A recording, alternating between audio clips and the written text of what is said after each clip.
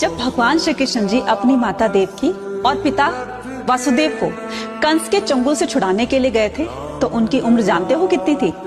14 साल की। तो उनकी माता देवकी ने उनसे पूछा कि बेटा तुम तो भगवान हो, तो तुम जल्दी भी तो आ सकते थे हमें छुड़ाने के लिए। तो श्री कृष्ण जी ने हंसकर कहा कि माता मैं जल्दी कैसे आ जाता, क्योंकि आपने भी तो मुझे 14 साल का वनवास दिया था ना। माता बड़ी हैरान हो गई। उन्होंने कहा मैंने कब तुम्हें 14 साल का वनवास दिया? तब श्री कृष्ण जी ने कहा कि पिछले जन्म में मैं राम था और आप मेरी माता केकई थी। तो बड़ी हैरानी से पूछा तो फिर यशोदा जी कौन है?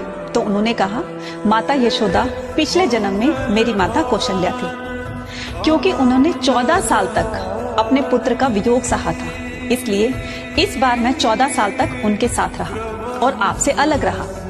कहने का मतलब ये कि इंसान चाहे हम किसी के साथ गलत कर रहे हैं और चाहे वो पूरे दिनों की दुश्मनी हो